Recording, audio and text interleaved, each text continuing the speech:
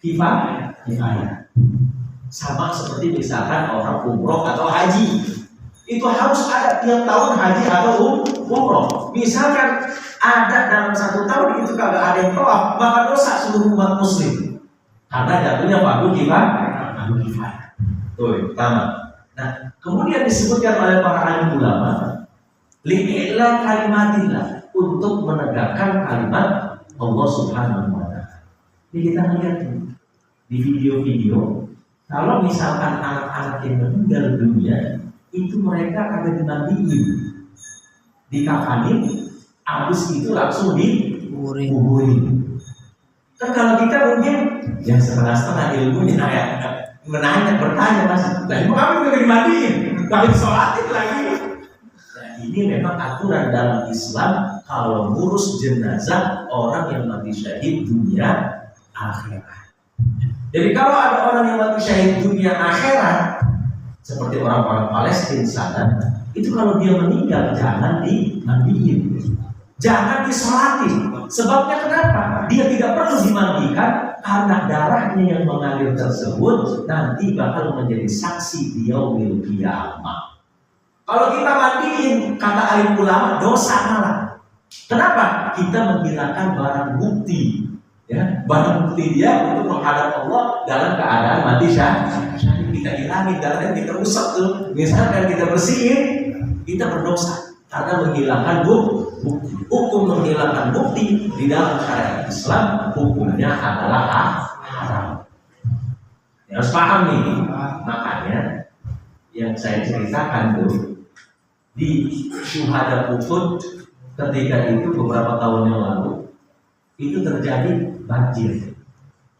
Perang Uhud kan banyak yang meninggal, kemudian dikuburkan di bawah Jabal Uhud namanya. Kalau orang haji, orang umroh biasanya ada yang ziarah ke sana. Syuhada Uhud, orang-orang yang meninggal karena sebab perang Uhud. Ini pada suatu ketika kuburan ini banjir. Kalau banjir berarti kan itu tanah kegerus. Kalau kuburan di Solo dulu itu nggak kayak kita, digalinya dalam. Ini enggak ya, cuma sampai permukaan doang. Sehingga ketika lagi banjir itu mayat kelihatan muncul. Siapa yang terlihat ketika itu dikatakan Sayyidina Hamzah, yaitu pamannya Nabi. Ketika dilihat itu beliau itu masih segar, kayak baru meninggal kemarin, darahnya masih ngalir. Padahal meninggal udah berapa tahun? 1400 tahun yang lalu. Kenapa mereka kok masih bisa segar? Itu sesuai dengan ayat suci Al-Quran. Ya kan? La tahsabanna alladziina qutilu fi sabilillah. Janganlah kalian menganggap orang yang mati di jalan Allah Subhanahu wa Ta'ala amwatun, mereka itu mati. Apa kata Allah? Bal walakin ahya, mereka itu hidup. Walakin la yashkurun, tapi kita tidak merasakan. Jadi orang-orang yang mati syahid itu sesungguhnya dia hidup. Padahal kalau diartikan hidupnya di mana? Entah di akhirat. Tapi Allah sudah tunjukin di dunia bahwasanya mereka benar-benar hidup dengan Allah jaga jasadnya dan darahnya masih terus mengalir. Jadi yang pertama nggak perlu dimandiin. Yang kedua nggak perlu disolatin. Kenapa sebabnya nggak perlu disolatin? Dosa-dosanya udah diampuni sama Allah sehingga tidak perlu disolatin. Tapi kalau kita wajib disolatin. Kenapa?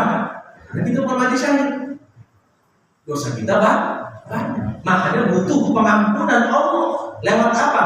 Lewat orang yang masih hidup, yang mendoain kita supaya dosa-dosa kita diampuni sama Allah. Makanya isi sholat mayit, sholat jenazah, coba lihat. Yang pertama, takbir pertama baca Al-Fatihah. Yang kedua baca salawat Nabi. Yang ketiga doa, Allahumma ighfir lahu warhamhu wa'afihi wa'fu anhu. Kalau laki-laki, kalau perempuan, Allahumma ighfir laha warhamha wa'afiha wa'fu anha. Ya, kalau misalkan kita nggak tahu, Allahumma ighfir lahu aja. Allahumma ighfir lahu warhamhu wa'afihi wa'fu anhu. Misalkan saya di sini misalkan ada yang baru meninggal, kemudian saya mau sholatin jenazah ikut. Ya. Dan saya ini imam, misalkan saya nggak tahu ini jenazah laki atau perempuan, bagaimana caranya? Udah kita gantungin niat sholat kita dengan sholatnya si imam. Saya nggak tahu tadi, bagaimana nih? Saya niat sholatnya, udah niatnya usolli ala man sholla alaihil imam. Saya sholat sesuai dengan sholatnya si imam. Itu namanya kita menggantungkan niat sholat kita dengan sholatnya si imam. Sah sholatnya. Ini mohon maaf, kadang-kadang di kita kalau nyolatin jenazah, saudaranya meninggal, giliran mau nyolatin dia masih pakai kos kutang atau celana pendek. Yang nyolatin orang lain. Benar kan? Di sini mama banyak. Oh banyak. Padahal yang ditunggu sama jenazah doa dari siapa? Keluarga, bukan dari orang lain. Malkan mayyit fi qabrihi kalmuhikil mugawwat yadhalilu da'watan dalhiku. Yang ditungguin doa-doa dari sanak famili, bukan dari orang lain.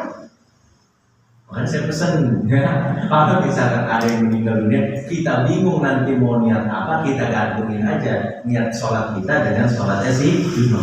Nggak mesti pakai bahasa Arab, pakai bahasa Indonesia. Yang penting ketika takbir Allahu Akbar kita niat dalam hati, saya sholat sesuai dengan sholatnya si imam. Allahu Akbar. Jadi takbir ketiga, takbir keempat itu isinya kita minta ampun agar si mayit ini diampuni sama Allah Subhanahu wa Ta'ala. Makanya perlu bahwasanya kita mendoakan orang-orang yang telah meninggal dunia. Salah satu dalil kita tahlilan. Kalau ditanya sama orang-orang Wahabi ini, sama orang yang takut dengan tahlilan, ditanya misalkan di iseng nanya kita, emang apa? Mayit habis meninggal dunia dia ditahlilin. Emang dia butuh doa? Butuh. Mana dalilnya? Kalau kagak butuh, makanya disolatin. Itu begitu. Katanya sholat memang syariat. Coba lu lihat dalam takbir ketiga keempat isinya apaan? Ngedoain sih. Bahkan di sholat Jumat itu dijadikan rukun. Kalau kita kagak baca itu doa lil mu'minina wal mu'minat al ahya'i minhum wal amwat. Benar kan? Dibaca itu jadi rukun. Kalau khutbah itu kita kagak baca tuh, khutbahnya kagak sah.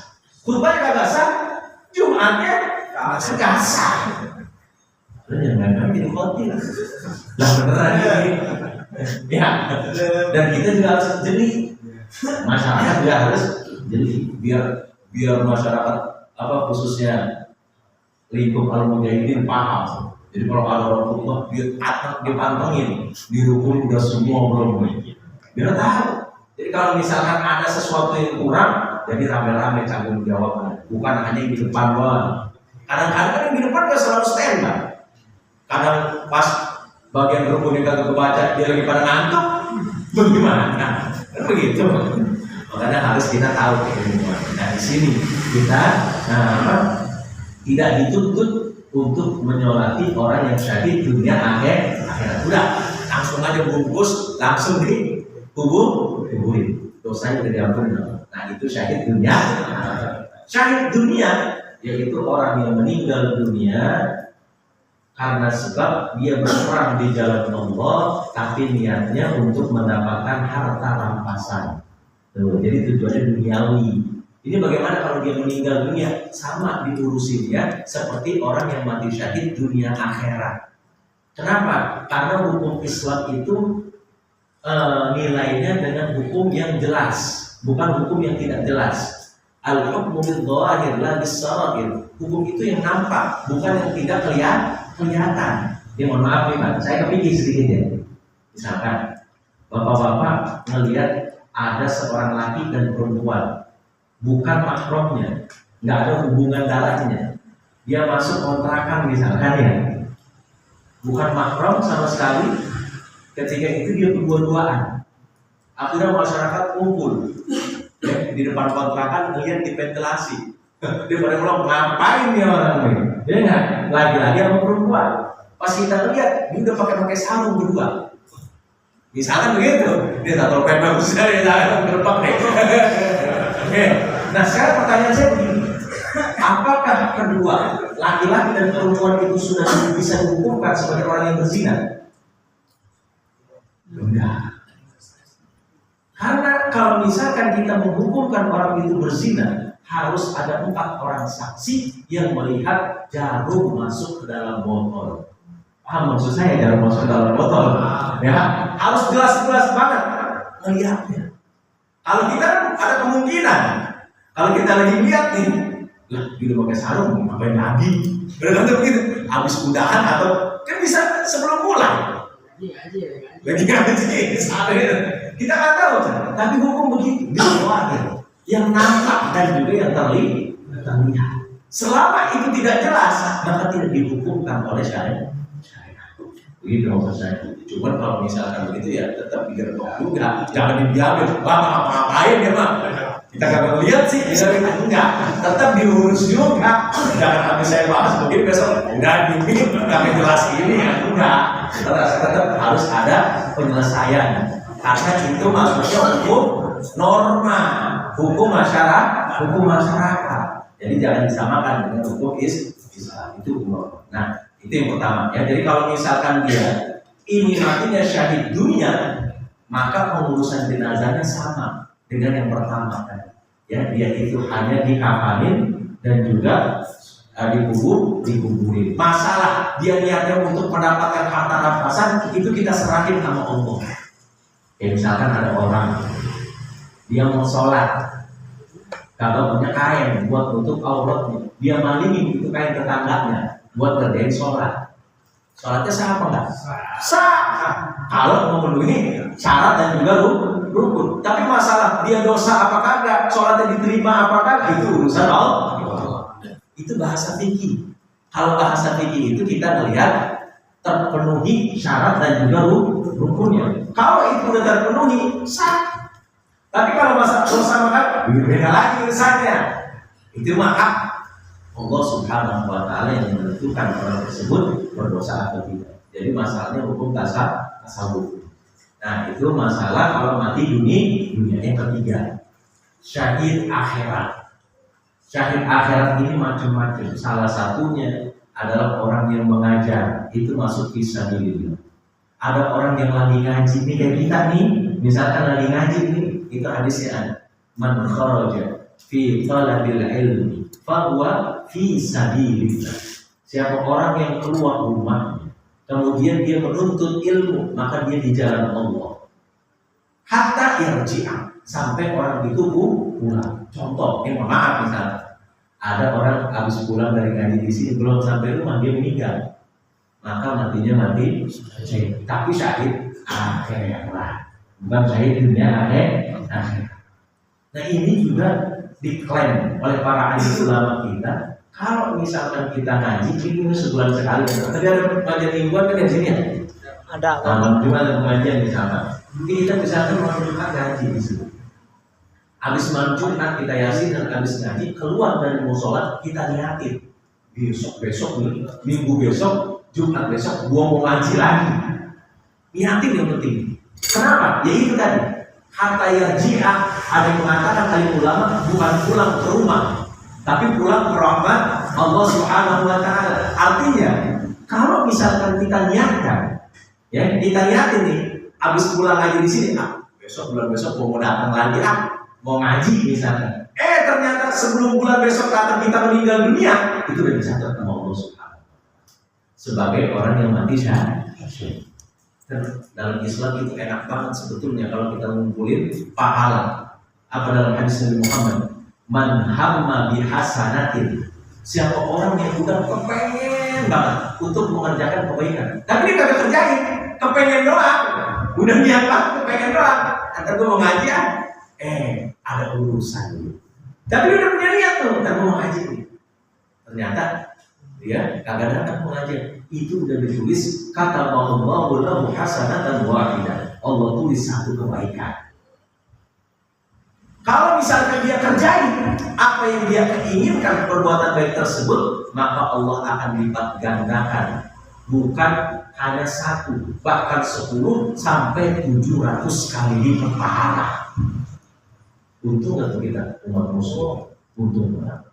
Makanya kalau kita khususnya orang-orang muslim, orang-orang yang beriman, khususnya orang-orang yang tahu keilmuan juga, kalau kita bangun tidur banyakin niat.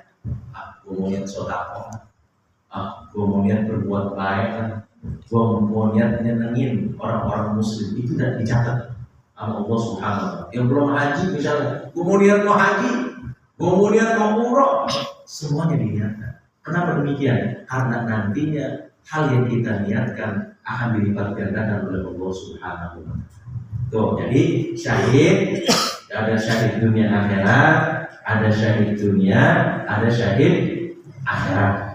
Ya, orang yang menuntut ilmu termasuk di dalamnya syahid akhirat. Apalagi orang sakit perut, mabtun disebutnya. Orang sakit perut, usus buntu, sakit mah, asam lambung, covid kemarin tuh termasuk dari perut juga dia kebanyakan. Ini kalau dia meninggal dunia maka matinya mati syahid. Kena wabah juga mati syahid. Ya, kemudian dibunuh itu juga mati syahid. Tenggelam juga mati syahid. Lalu dia lagi main di kolam alam raya, walaupun ditarik jin misalnya, sampai mati itu syahid juga. Tapi jangan konyol, mentang-mentang tahu, besok gua nggak bisa berenang, gua berenang lah. Kalau itu biar mati syahid, itu namanya bunuh diri. Jangan ada amat seperti itu.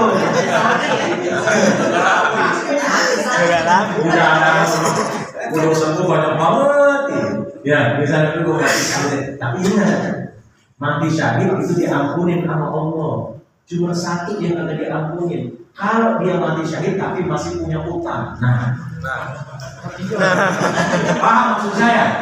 Nih, orang mati syahid dunia akhirat nih misalkan, ya, tapi dia masih punya utang. Kagak jadi itu mati syahid. Jangan masih kita viral. Ya, pokoknya begitu intinya.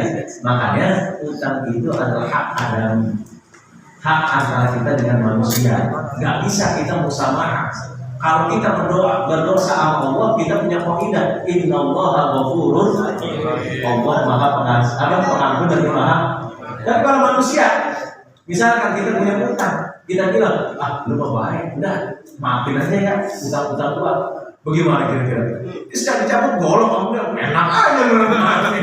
Kira-kira begitu. Makanya saya sering agak setuju. Kalau misalkan ada orang meninggal dunia, itu dia dari pertanyaan Ustaz Pak Roji itu dari pagi. Itu sebetulnya saya udah himbau di tahlilan. Kalau misalkan ada orang yang meninggal dunia, jangan misalkan MC bilang kalau misalkan ini si mayit punya hutang kepada jamaah, tolong nanti dari jamaah menghubungi ahli waris. Jangan begitu doang. Himbau lagi, jangan lupa juga jamaah yang punya hutang sama si mayit tolong dibayar. Benar ya? Yang keduanya begitu, karena si ahli waris kan punya urusan. Buat tahlilan, buat nguburin. Memang sekarang nguburin cukup 1 juta, 7 juta ya. Dari masjid kurang 700. Makanya doain aja biar banyak duit masjid, terus saya taikin 1 juta. Biar enak. Maksud saya begitu. Jadi hak itu, hak adami harus dilunasi. Gak bisa hak adami itu dengan musabah. Udah, misalnya dia banyak utang, habis itu dia pergi jihad. Wah, mau jihad aja lah, biar utang gua lunas semuanya. Kagak bisa. Tetap aja ntar dinari. Karena ini urusannya sesama manusia. Ya, Bapak Ibu dimuliakan oleh Allah Subhanahu wa Ta'ala. Saya mohon maaf, ini belum masuk dalam kajian gitu. Jadi saya mau bahas ini aja dulu. Ya, saya juga belum balik dari apa? Nengokin anak tadi di Malang, macet banget. Hujan gede tadi di bawah. Di sini kagak hujan. Belum hujan sama sekali. Saya juga melihat di bandara juga mau. Tapi di bawahnya ada macet, hujan. Bawa mobil bolak-balik. Saya ngaji dari jam berapa? Yang ini pagi. Jam berapa jam? Subuh jam berapa sekarang? Jam 4. 3:30 saya harus sudah bekerja untuk kita. Udah tidur nih. Dari pagi. Ya doain aja supaya kita sehat semuanya. Supaya berkah semua. Ini sebenarnya kalau kumpul-kumpul begini, paham yang penting kita dapat supaya menggugurkan kewajiban. Tolabul ilmi fardhun. Untuk ilmu itu hukumnya wajib. Berarti kalau kita kagak datang, terus karena kita nggak belajar. Jadi sekedar kita menggugurkan. Tapi kalau paham lebih bagus. Termasuk paham gak paham Allah yang kasih. Kan begitu kan? Ya kan? Itu kita kasih Allah. Mungkin itu saja yang saya bisa sampaikan. Semoga perkumpulan kita ini diberkahi oleh Allah Subhanahu wa taala, mendapatkan keridhaan Allah Subhanahu wa taala. Yang paling penting kalau bisa perkumpulan ini nantinya kita bawa bisa menghadap Allah dan juga bisa menjadi sebab supaya meninggal kita dalam keadaan husnul khotimah. Amin. Nabi Muhammad sallallahu alaihi wasallam wa zawjihi wa dhurriyyatihi wa kulluhum ya'lamu muslimin wa kulluhum yusallatu alaihi. Allah ya Rabbul alamin wa jalla wa ala الصلاة والسلام على المفاتيح كثير والآثار كل حضرة النبي الفاتحة. أعوذ بالله من الشيطان الرجيم. بسم الله الرحمن الرحيم. الحمد لله رب العالمين الرحمن الرحيم مالك يوم الدين. إياك نعبد وإياك نستعين اهدنا الصراط المستقيم صراط الذين أنعمت عليهم غير المغضوب عليهم ولا الضالين. kurang lebihnya mohon maaf. Billahi taufiq wal hidayah. Assalamualaikum warahmatullahi wabarakatuh.